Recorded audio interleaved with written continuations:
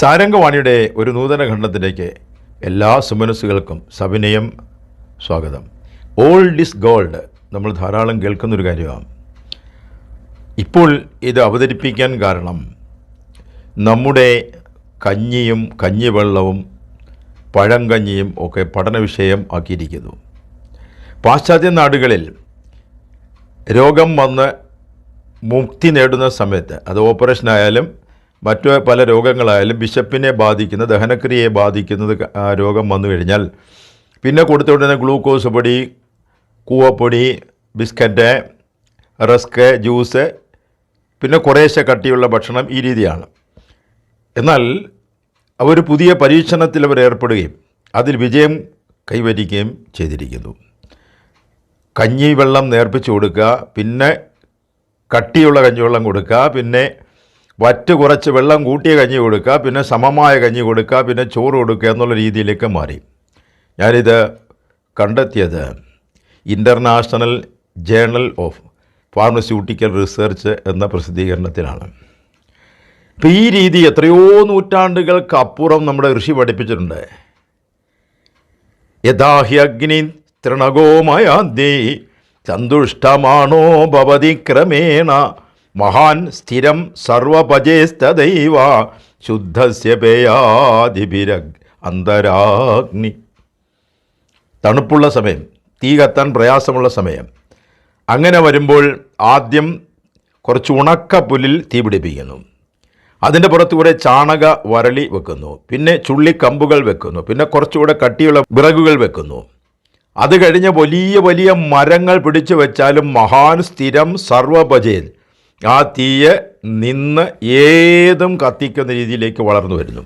ഇതുപോലെയാണ് പേയാദിക്രമം എന്ന് പറഞ്ഞാൽ ആദ്യം കട്ടി കുറഞ്ഞ കഞ്ഞിവെള്ളം, പിന്നെ കട്ടി കൂടിയ കഞ്ഞിവെള്ളം, പിന്നെ കുറച്ച് വറ്റിട്ട കഞ്ഞിവെള്ളം, ഈ രീതിയിൽ കൊണ്ടുവന്ന് അവസാനം ചോറിലേക്ക് എത്തിക്കുന്ന ഈ രീതി അന്തരാഗ്നിയെ ഇതുപോലെ തന്നെ ജ്വലിപ്പിച്ച് സ്ഥിരമായി നിർത്തും.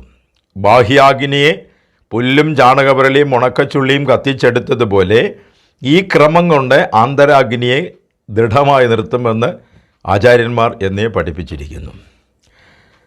നമ്മുടെ ഈ കഞ്ഞിയും കഞ്ഞിവെള്ളവും ഗവേഷണം നടത്തിയപ്പോൾ ഗവേഷണം പഴങ്കഞ്ഞിയിലേക്ക് നീണ്ടു. പരിണതഫലമായി എന്തുണ്ടായി? ഇൻ്റർനാഷണൽ ഹോട്ടലുകളിൽ കോണ്ടിനെൻ്റൽ മെനുവിൽ നമ്മുടെ പഴങ്കഞ്ഞി കയറി. ഹോട്ടലുകളിൽ ചെന്ന് പഴങ്കഞ്ഞി എന്ന് ചോദിച്ചാൽ ചിലപ്പോൾ കിട്ടൂല, സോക്ഡ് റൈസ് എന്ന് ചോദിക്കണം. അതിനും എത്രയോ മുമ്പേ നമ്മുടെ അവിയലും സാമ്പാറും ഇൻ്റർനാഷണൽ ഹോട്ടലുകളിലെ കോണ്ടിനെൻ്റൽ മെനുവിൽ കയറി കഴിഞ്ഞു. എന്തെല്ലാമാണ് പ്രയോജനം! പ്രത്യേകിച്ചും പഴങ്കഞ്ഞിയിലുള്ള പ്രയോജനം വളരെ വലുതാണ്. ഇമ്പോർട്ടൻ്റ് ന്യൂട്രിയൻസ് ആയ കാൽസ്യം, മഗ്നീഷ്യം, പൊട്ടാസ്യം, അയൺ ഇവയൊക്കെ ധാരാളം പഴങ്കഞ്ഞിയിൽ വരും. വെള്ളമൊഴിച്ച് ഒരു രാത്രി വെച്ച് ഫെർമെൻറ്റേഷൻ കഴിഞ്ഞ് വരുന്ന ഈ പഴങ്കഞ്ഞി അതൊരു ബൂസ്റ്ററാണെന്നാണ്. എന്തിനൊക്കെ ബൂസ്റ്റർ? എനർജിക്കും മൂഡിനും ബൂസ്റ്ററാണ്.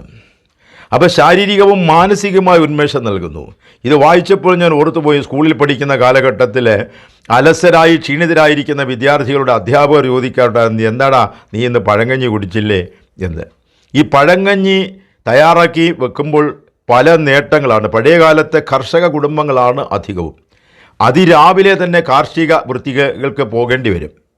അങ്ങനെ പോകേണ്ടി വരുമ്പോൾ തലേന്നത്തെ ഭക്ഷണം വെച്ചിരുന്നാൽ രാവിലത്തെ ഉള്ള ആ ഒരു പാചകത്തിനുള്ള സമയം നഷ്ടപ്പെടുക ഇല്ല എന്ന് മാത്രമല്ല, രാത്രിയിൽ അധികം വന്ന ഭക്ഷണം നഷ്ടപ്പെടാതെ ഉപയോഗപ്പെടുത്തുകയും ചെയ്യാം. അങ്ങനെ അവർ കഴിച്ചിരുന്നു. ഈ പഴങ്കഞ്ഞിക്ക് ഊർജ്ജമുണ്ടാകാൻ കാരണം അത് ബൂസ്റ്ററായി എനർജിക്കും മൂഡിനും നിൽക്കുന്നതിൻ്റെ പ്രധാനമായ കാരണം അതിൽ കാർബോഹൈഡ്രേറ്റ് കൂടുതലുണ്ട്. ദഹിക്കാൻ വളരെ എളുപ്പമാണ്. ഹൃദയത്തിന് അത് ആരോഗ്യം നൽകുന്നു. ഹാർട്ട് അറ്റാക്ക് പോലെയുള്ള രോഗങ്ങൾ വരാതെ സൂക്ഷിക്കാൻ പഴങ്കഞ്ഞിക്ക് കഴിയുമെന്നാണ് കണ്ടെത്തിയത്. ഇതിൻ്റെ എല്ലാം കാര്യകാരണങ്ങൾ വിശദീകരിച്ചിട്ടുണ്ട്. ഞാൻ അതിൻ്റെ ചുരുക്കം മാത്രമാണ് പറഞ്ഞു പോകുന്നത്. ഒപ്പം തന്നെ ക്യാൻസർ വരാതെ തടയുന്നു പഴങ്കഞ്ഞി. സന്ധിവാതം, റൂമാറ്റിക് ആർത്രൈറ്റിസ് തടയാൻ അതിന് കഴിവുണ്ട്. കിഡ്നിയെ അത് സംരക്ഷിക്കുന്നു പഴങ്കഞ്ഞി. മറ്റൊരു ഭക്ഷണത്തിലും ഇല്ലാത്ത രീതിയിൽ ഭൂമിയിൽ ഒരു ഭക്ഷണത്തിലും ഇല്ലാത്ത രീതിയിൽ B6 വൈറ്റമിൻ B12 അതിലുണ്ട്. അതുകൊണ്ട് ഇമ്മ്യൂൺ പവർ തരുന്നു, രോഗപ്രതിരോധ ശക്തി തരുന്നു, എല്ലുകൾക്ക് ബലം തരുന്നു, അലർജി കുറയ്ക്കുന്നു, ത്വക്കിന് കാന്തിയും മൃദുത്വവും കൂട്ടിത്തരുന്നു, ഹൈപ്പർ ടെൻഷൻ രക്താതിമർദ്ദം കുറയ്ക്കുന്നു, അനാവശ്യമായ കൊളസ്ട്രോളിനെ കുറയ്ക്കുന്നു. അതിസ്ഥൂലത, വലിയ തടി, ഒബിസിറ്റി ഉള്ളവർ സ്ഥിരമായി പഴങ്കഞ്ഞി കഴിച്ചാൽ അതിലെ മാംഗനീസ് ഉള്ളതുകൊണ്ട് മിതമായ വണ്ണത്തിലേക്ക് ചുരുങ്ങും എന്നാണ്. ഈ മാംഗനീസ് പൂരിത കൊഴുപ്പിനെ ഇല്ലാതാക്കുന്നു എന്നാണ്. ആവശ്യമില്ലാത്ത കൊഴുപ്പുകളെ അലിയിച്ച് കളയുന്നു. അതുകൊണ്ട് മഗ്നീഷ്യത്തിനും ഇതേ ഗുണം തന്നെ ഉണ്ട്. മഗ്നീഷ്യവും മനുഷ്യ ശരീരത്തിലെ ആവശ്യമില്ലാത്ത കൊഴുപ്പുകളെ അലിച്ചു കളയുന്നു എന്ന് മാത്രമല്ല, ശരീരത്തിന് ബലം നൽകുകയും മാംസപേശികൾക്ക് ബലം നൽകുകയും ചെയ്യുന്നു. അതുകൊണ്ട് നമ്മുടെ തെങ്ങിലെ നാളികേരം പിടിക്കുന്ന സമയത്ത് ആദ്യമുള്ള മച്ചിങ്ങ, ഇളനീരൊക്കെ കൊഴിഞ്ഞു വീഴുന്നത് ഈ അടുത്ത കാലത്ത് കണ്ടുവരുന്നുണ്ട് ധാരാളമായിട്ട്. അതിനെ കൃഷിഭവനിൽ ചെന്ന് പറഞ്ഞാൽ അവർ പറയും മഗ്നീഷ്യം വാങ്ങി ഒഴിക്കാൻ പറയും. നമ്മുടെ പഴമക്കാർ ഈ കഞ്ഞിവെള്ളം തെങ്ങിൻ്റെ ചുവട്ടിലല്ലാതെ ഒഴിക്കുമായിരുന്നില്ല. ഒന്നുകിൽ നാൽക്കാലി മൃഗങ്ങൾക്ക് കുടിക്കാൻ കൊടുക്കും, അല്ലെ തെങ്ങിൻ്റെ ചുവട്ടിൽ ഒഴിക്കും.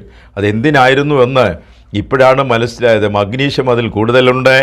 മാംസപേശികൾക്ക് ദൃഢത തരുന്നു, നല്ല ശോധന തരും രാവിലെ, കൂടാതെ യൗവനം നിലനിർത്തും എന്നാണ്. രാത്രി മുഴുവൻ സ്വയം ഫെർമെൻറ്റേഷൻ നടക്കുന്നത് കൊണ്ട് അതിൽ ലാക്റ്റിക് ആസിഡ് ഉണ്ടാവുകയും ഗുണപരമായ പലതരം ബാക്ടീരിയകൾ ഉണ്ടാവുകയും ചെയ്യുന്നത് കൊണ്ട് അണുനാശകമാണ്. ശരീരത്തിന് പുറത്തും ആന്തരാവയവങ്ങളിലും വരുന്ന പലതരം അണുക്കളെ നശിപ്പിക്കാൻ പഴങ്കഞ്ഞിക്ക് കഴിവുണ്ടെന്നാണ്.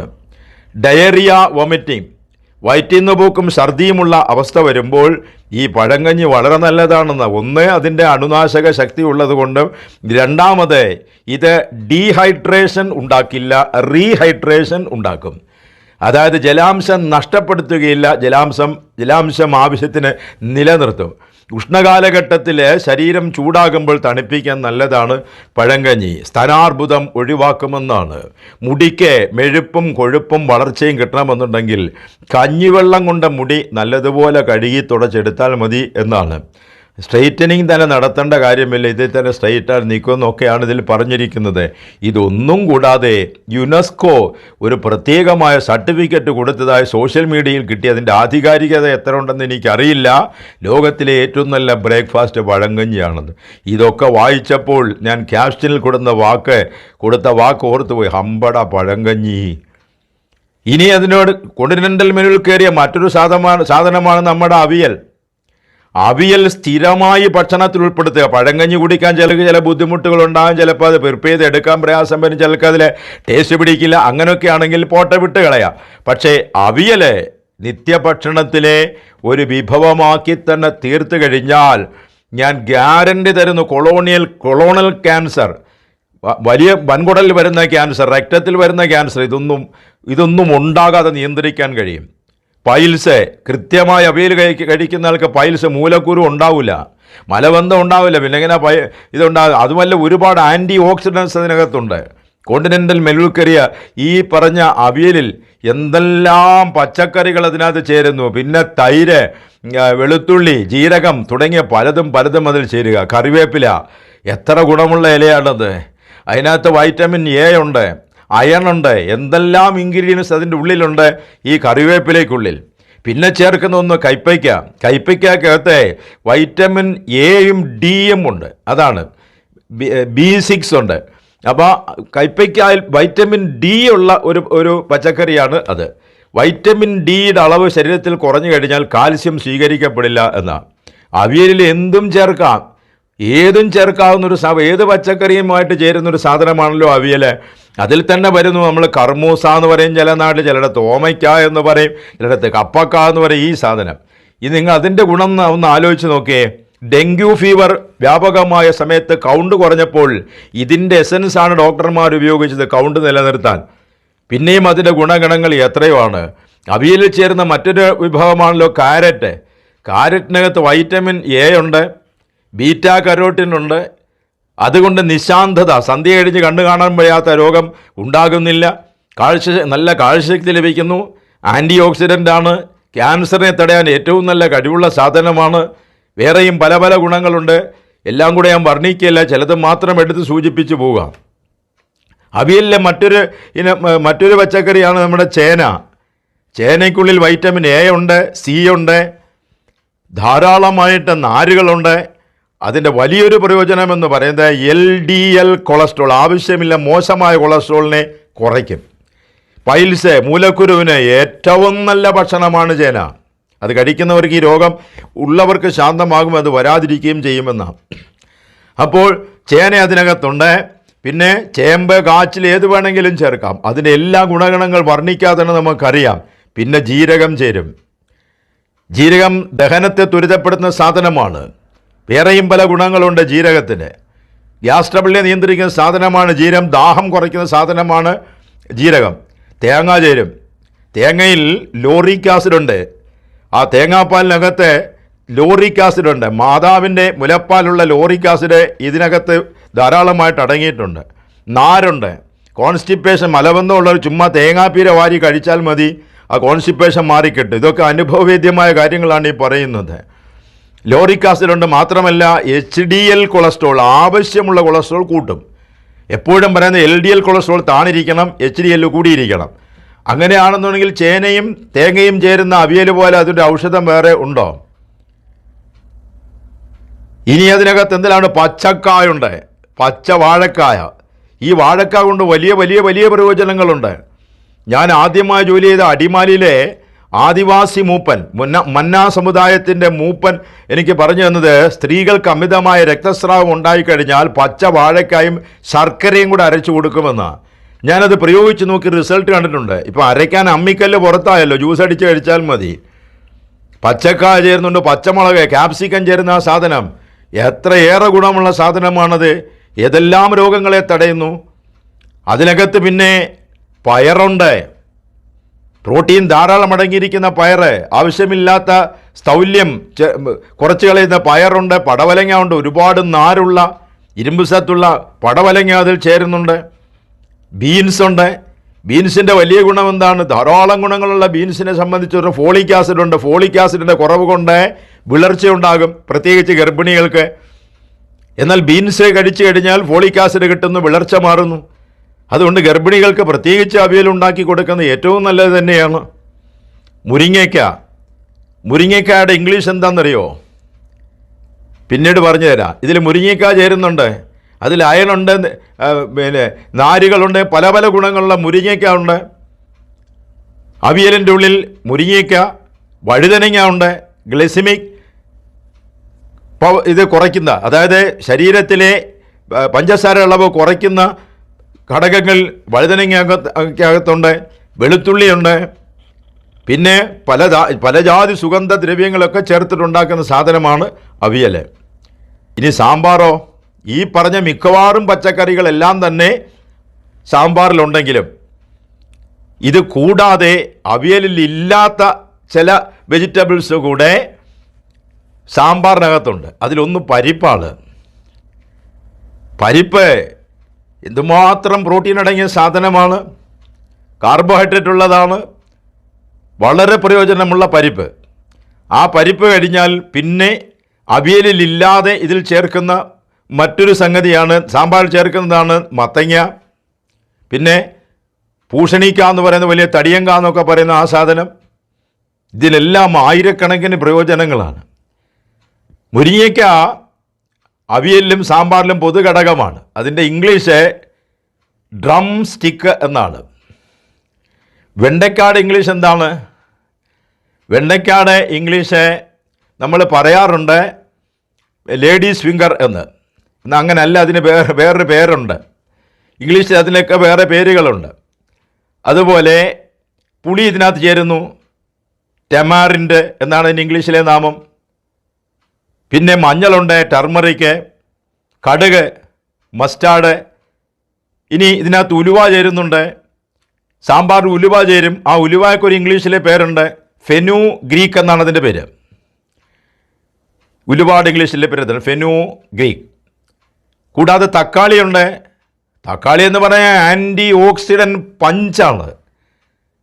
അത് കാരണം ക്യാൻസർ വരാതിരിക്കാനുള്ള സാധ്യത വളരെയധികമുണ്ട്. ഇതെല്ലാം കഴിഞ്ഞ് മറ്റൊരു വിഭവത്തിലും ഇല്ലാത്തൊരു മേമ്പൊടി സാമ്പാറിനുണ്ട്. പറഞ്ഞപ്പോൾ തന്നെ എല്ലാവർക്കും മനസ്സിലായി, കായം. സാമ്പാറിൻ്റെ മേമ്പൊടി കായമാണെന്നറിയാത്ത മലയാളികൾ ഇല്ല. അതുകൊണ്ടാണ് പഴയ കാലത്ത് നേരം പോക്കിന് ചോദിക്കും, സാമ്പാർ മേമ്പൊടി ജലാശയത്തിൽ നിന്നും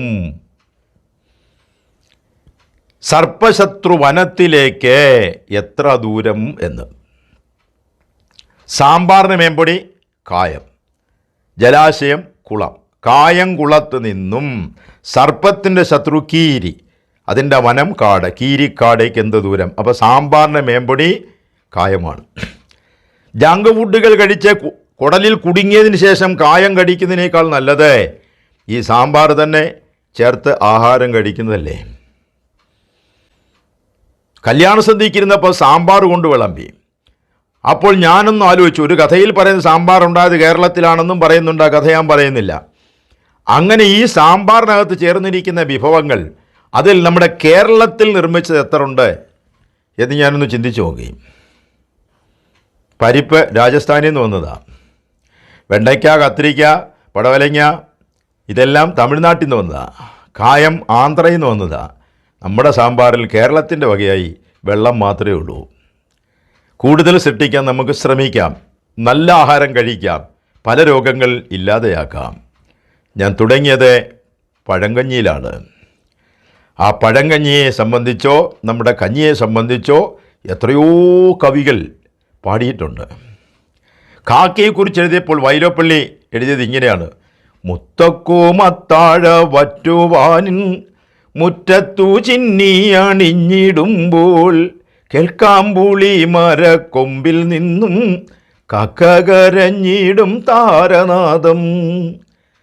മുത്തൊക്കുമത്താഴ വറ്റ് വാനിൽ മുറ്റത്ത് ചിന്നി അടിഞ്ഞിരുമ്പോൾ, പഴങ്കഞ്ഞിയുടെ ചോറ് ചിന്നി കിടക്കുന്നത് പോലെയാണ് പ്രഭാതത്തിലെ നക്ഷത്രങ്ങൾ കിടക്കുന്ന വൈലോപ്പള്ളി പറയുമ്പോൾ ആശാൻ പറഞ്ഞു, അക്ഷരമെന്നതറിവില ജാത്തനും യക്ഷിയും പേയും ഇവർക്കു ദൈവം. കുക്ഷിയിൽ കൊണ്ട കരിക്കാടിയല്ലാതെ നിക്ഷേപമായി മറ്റൊന്നുമില്ല. കരിക്കാടി പഴങ്കഞ്ഞി. ആ കരിക്കാടിയെക്കുറിച്ച് ഇന്ന് ലോകം അംഗീകരിച്ചിരിക്കുന്നു. Old is gold. നന്മ നിറഞ്ഞ ജീവിതമാകണം. പഴമയുടെ നന്മകൾ ഉൾക്കൊള്ളാൻ കഴിയട്ടെ എന്ന പ്രാർത്ഥനയോടെ ഇനിയൊരു ഖണ്ഡത്തിൽ മറ്റൊരു വിഷയമായി വീണ്ടും കാണാം. നമസ്കാരം.